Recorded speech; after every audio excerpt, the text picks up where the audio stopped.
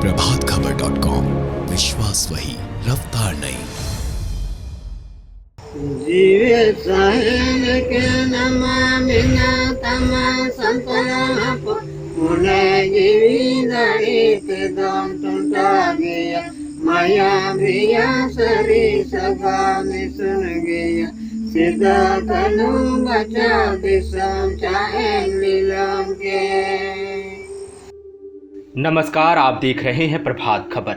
हूल क्रांति की नींव 30 जून सन 1855 में भोगनाडीह में रखी गई थी। सिद्धू कान्हू ने इसी दिन भोगनाडीह में एक सभा बुलाई थी। कहा जाता है कि इस सभा में 10,000 की संख्या में संताल आदिवासी शामिल हुए। आमतौर पर इसे महाजनों के खिलाफ आदिवासियों का सहज आक्रोश कहा जाता है, जबकि ये हूल क्रांति की पूरी सच्चाई नहीं है। कि संथाल हुल को आमतौर पे हम लोगों ने ऐसा माना है कि यहाँ के संथाल परगना के दामी नोको में बसने वाले संथालों के द्वारा किया गया महाजनों के प्रति, महाजनों के खिलाफ एक विद्रोह था। उनके नेतृत्व क्षमता, उनकी कुशल संचालन, मिलिट्री पावर, ऑर्गेनाइजिंग कैपेबिलिटी को कम करके आंकना होगा। मेरा अपना मानना है कि संथाल हुल केवल अकेले में देखने की ज़रूरत नहीं है, केवल सिद्धू कान्हू का आंदोलन के रूप में ज़रूरत नहीं है, महाजनों के खिलाफ के आंदोलन के रूप में देखने की ज़रूरत है। इसको एक बृहद पैमाने पर देखने की ज़रूरत है। और मैं आपसे आग्रह करूंगा कि इसके विस्तृत संगत मैक्रो लेवल का जो बैकग्राउंड है, जो पृष्ठभूमि है, उसको समझना जरूरी है। भोगनाडीह के बाद पचकठिया में भी सिद्धू कान्हू, चांद और भैरव ने एक सभा बुलाई। संताल आदिवासियों को समझाया कि कैसे सिलसिलेवार ढंग से उनको लगान के जाल में उलझाया गया, कैसे उनका इस्तेमाल किया गया, किन किन तरीकों से उनका शोषण किया जा रहा है। 1770 के आसपास जब बंगाल में कह सकते हैं महामारी आई या अकाल आया, सूखा आया, तो उस वक्त में अंग्रेजों की ईस्ट इंडिया कंपनी ने एक आह्वान किया कि जो लोग हमारे यहाँ जो संथाल परगना में जो क्षेत्र है, जिसे दामी नोको बाद में लोगों ने कहा, उस क्षेत्र में वो जंगल को का रास्ता अगर साफ कर देंगे तो जितना जंगल आप साफ करेंगे उतनी जमीन आपकी होगी। पचकठिया की सभा में सशस्त्र संघर्ष का ऐलान हो गया। सबसे पहले पचकठिया में 5 बंगाली महाजनों की हत्या कर दी गई। महाजनों और साहूकारों को सह देने वाले दारोगा महेश लाल दत्त की भी हत्या कर दी गई।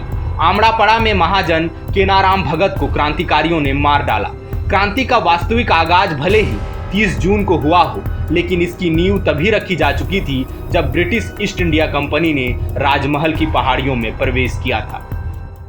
लेकिन ईस्ट इंडिया कंपनी का जब यहाँ संथाल परगना या आप कह सकते बंगाल प्रेसिडेंसी में भागलपुर के डिवीज़न के अंतर जब प्रभाव बना और उन लोगों ने जब देखा कि संथाल लोग काफ़ी सक्षम है, जंगल को काट के जहाँ जानवर रहते, जानवरों से लड़ के सारी परेशानी के बावजूद ये खेती के लायक भूमि बनाते ही नहीं है, बल्कि खेती से अपनी उपलब्धि भी कर रहे हैं, अपनी संपन्नता भी प्रभावित कर रहे हैं, तब इन लोगों ने लगान की बात की। और ये जो टैक्सेशन सिस्टम है, एक ही सिस्टम नहीं, क्रम से एक सुनियोजित तरीके से सुव्यवस्थित रूप से अपनी कॉलोनी को समृद्ध बनाने के लिए बहुत सारी व्यवस्थाएं लगे। फॉरेस्ट एक्ट लगे, लैंड एक्विजिशन एक्ट लगे, सोसाइटी रजिस्ट्रेशन एक्ट लगे। अपने हैंड हम क्या उपजाएं, हम धान चावल मक्का नहीं उपजाएंगे, दाल नहीं उपजाएंगे, क्या उपजाएंगे, तो नील की खेती करनी पड़ेगी। और इस तरह से हमारी जो अर्थव्यवस्था थी, जो यूनिवर्सल नहीं थी, हर क्षेत्र के आधार पर थी, हर आदमी के, हर व्यवस्था के हुनर के आधार पर थी। कुछ लोग गाय पालने वाले थे, उससे उनकी जीविका चलती थी। कुछ लोग लकड़ी का काम जानते थे, उससे उनकी जीविका चलती थी। कुछ लोग लोहे, मिट्टी के अंदर जो लोहा था उसको समझते थे, तो लोहे का काम करें, उससे उनकी जीविका चलती थी। और इस तरह से पूरा समाज जो था अपने आप में स्वायत्त था और अपने आप में वो समृद्ध था, उसे किसी की ज़रूरत नहीं थी और प्रशासन इसमें हस्तक्षेप नहीं करता था। लेकिन ईस्ट इंडिया कंपनी ने जो परमानेंट सेटलमेंट का जो कानून लाया और उसके बाद जो टैक्सेशन की व्यवस्था की, उसने स्थितियों को बदल दिया। भोगनाडीह और पचकठिया से निकलकर आदिवासी क्रांतिकारी और हूल क्रांति की आग राजमहल, पाकुड़, रानीगंज, भागलपुर, कहलगांव, आमड़ापाड़ा और जामताड़ा सहित अन्य इलाकों में फैल गई। सिद्धू कान्हू, चांद और भैरव के नेतृत्व में क्रांतिकारियों ने महाजनों और साहूकारों की हवेलियों में हमला किया। अंग्रेज अफसरों की कोठियों को निशाना बनाया गया। सरकारी कार्यालयों, कचहरियों और स्मारकों पर हमला किया। उन दस्तावेजों को जला दिया गया जिसमें कभी धोखे से अंगूठा लगवाकर आदिवासियों की जमीन हड़पी गई थी। और परमानेंट सेटलमेंट ने जमींदारों को बिठा के ला दिया, तो हमारे जो मांझी परगना थे उनकी व्यवस्था खत्म हो गई। हमारे यहाँ संथालों में, मुंडाओं में उनकी अपनी एक व्यवस्था होती है। सामाजिक, आर्थिक, धार्मिक, न्यायिक प्रक्रिया, सारी प्रक्रियाएं उनकी अपनी होती है और बिल्कुल संपन्न होते थे, आत्मनिर्भर थे।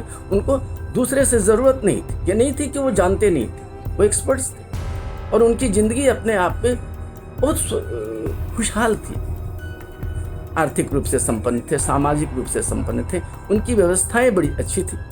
लेकिन ये परमानेंट सेटलमेंट की वजह से और टैक्सेशन की वजह से क्या हुआ, ज़मींदार आ गए जो बाहर के लोग थे, महाजन के इनकी प्रथा खत्म हो गई, जो इनकी संथालों की अपनी जो व्यवस्था थी वो खत्म हो गई। और क्या हुआ, कोर्ट कचहरी आ गया, इनकी अपनी पंचायत चलती थी वो अब खत्म हो गई। क्या आ गया, थाने की व्यवस्था आ गई। और चूंकि इनको टैक्सेशन देना था पैसे में, पैसे तो थे नहीं, महाजन आ गए और इस तरह से इनका जो अपना सिस्टम था, इनकी जो अपनी व्यवस्था चल रही थी जिससे वो संपन्न थे, खुश थे और सब मिल बांट के रहते थे, उस पर एक बहुत बड़ा रुकावट आ गई। और उस रुकावट की वजह से लोग तड़पते रहे कि किस तरह से उस उपनिवेशवाद के, उस सारी व्यवस्था के खिलाफ हम लड़ाई करें। और जितने सुनियोजित ढंग से ब्रिटिश ईस्ट इंडिया कंपनी ने ये सारा कुशासन लाया, उसी के खिलाफ में हमारे सिद्धू कान्हू भैरव, ये चांद भैरव भोगनाडी में, जिनके पिताजी चुनू मांझी थे, जिन्हें प्यार से हम लोग चुनुआ मांझी भी कहते थे, इनको प्रेरणा मिली दुनिया बाबा से। दुनिया बाबा ने अबुआ राज की एक कल्पना दी। संताल आदिवासी राजमहल की पहाड़ियों से भली भांति वाकिफ थे। इन्होंने जंगलों और पहाड़ियों में गुरिल्ला युद्ध नीति अपनाई। शुरुआत में क्रांतिकारियों को खूब कामयाबी मिली। आदिवासी वीरों ने अंग्रेज सिपाहियों के छक्के छुड़ा दिए। इनके प्रभाव का अंदाजा इस बात से लगाया जा सकता है कि भागलपुर के तत्कालीन कलेक्टर ऑगस्टस क्विसलैंड को राजमहल में गंगा किनारे स्थित सिंघी दालान में छिपना पड़ा था। क्रांतिकारियों ने उधवा के पास फुदकीपुर गांव में एक अंग्रेज अधिकारी को मार डाला। बाकी बचे अंग्रेज सिपाही और अधिकारी भागने लगे। क्रांतिकारियों ने उनका पीछा किया, लेकिन वे लोग गंगा नदी तक पहुंचे और नाव पर सवार होकर भागने लगे। क्रांतिकारियों ने तीर चलाई, लेकिन वो भागते हुए अंग्रेजों तक नहीं पहुंचे। लेकिन अंग्रेज सिपाहियों ने भागते हुए गोली चलाई, जिसमें कई संताल आदिवासी मारे गए। कई मोर्चों पर पटखनी खाने के बाद अंग्रेजों ने रणनीति बदली। क्रांतिकारियों को पहाड़ियों से उतरकर मैदान में आने को विवश कर दिया। अब रणभूमि पाकुड़, संग्रामपुर, पियालापुर और जामताड़ा के मैदानी इलाके थे। पाकुड़ में कैप्टन मार्टिलो ने एक टावर का निर्माण करवाया। इसमें छोटे छोटे छेद बनाए गए। इसके पीछे छिपकर अंग्रेज सिपाही गोली चलाते थे। क्रांतिकारी तीर चलाते, लेकिन टावर के पीछे छिपे होने की वजह से अंग्रेज सिपाहियों को कोई नुकसान नहीं पहुंचा। इतने सुनियोजित ढंग से ब्रिटिश ईस्ट इंडिया कंपनी ने ये सारा कुशासन लाया, उसी के खिलाफ में हमारे सिद्धू कान्हू भैरव, ये चांद भैरव भोगनाडी में, जिनके पिताजी चुनू मांझी थे, जिन्हें प्यार से हम लोग चुनुआ मांझी भी कहते थे, इनको प्रेरणा मिली दुनिया बाबा से। दुनिया बाबा ने अबुआ राज की एक कल्पना दी। उसी तरह से फिर हमारे आप कह सकते हैं साम परगना जी थे, हड़मा देश मांझी थे, इन लोगों की मदद से उनको एक प्रेरणा मिली कि क्यों नहीं एक हुल किया जाए। और हुल क्या होगा, तो अबुआ राज। सिद्धू कान्हू ने हमारे समाज के लिए एक एकजुट किए थे लोगों को, अपना हक अधिकार के लिए अपना लड़ाई लड़ी और उनका लड़ाई लड़ने के बाद ही एक हमारे संथाल समाज या संथाल आदिवासी समाज निर्माण हुआ। संग्रामपुर, पियालापुर, महेशपुर सहित जामताड़ा के मैदानी इलाके में अंग्रेज सिपाहियों और क्रांतिकारियों के बीच सीधी टक्कर होने लगी। संताल क्रांतिकारियों ने खूब वीरता दिखाई, लेकिन तीर कमान, भाला, फरसा, टांगी और तलवार जैसे इनके पारंपरिक हथियार ईस्ट इंडिया कंपनी की सेना के तोप के गोलों और बंदूकों का मुकाबला नहीं कर सके। संग्रामपुर की लड़ाई में सैकड़ों आदिवासी क्रांतिकारियों के साथ चांद और भैरव शहीद हो गए। भोगनाडीह में छिपकर रणनीति बना रहे कान्हू के खिलाफ किसी ने मुखबिरी की। कान्हू को धोखे से मार डाला गया। हूल क्रांति के मुख्य नायक सिद्धू को जामताड़ा के पास उपरबंधा गांव से गिरफ्तार किया गया। उन्हें पचकठिया लाया गया और फांसी दे दी गई। सिद्धू, कान्हू, चांद, भैरव, चार भाई जिन्होंने अंग्रेजी सत्ता के खिलाफ आवाज उठाई, महाजनी और साहूकारों के शोषण के खिलाफ आवाज उठाई और अपनी शहादत दी। यही वो जगह है पचकठिया में जहां पर सिद्धू को फांसी दे दी गई।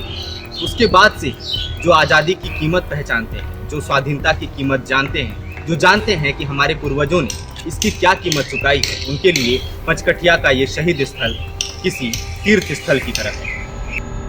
सिद्धू, कान्हू, चांद और भैरव ने हूल क्रांति के जरिए आने वाली पीढ़ियों को संघर्ष का संदेश दिया।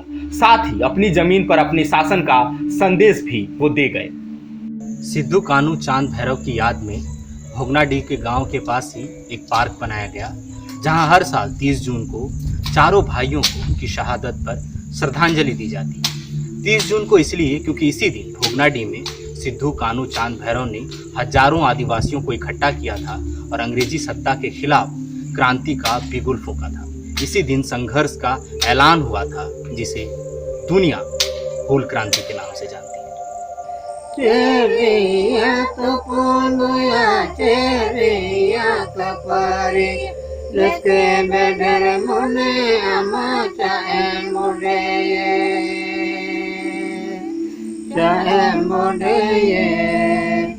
लस्के बेडर मुने अमा चाहे मुडे Lisai se biri banta sida kana chang vairo disamara supulu sikati ku srijoke sangelu kulagake tobe tera santalo ponama oyum dinave baca disama meteke dam santala tagana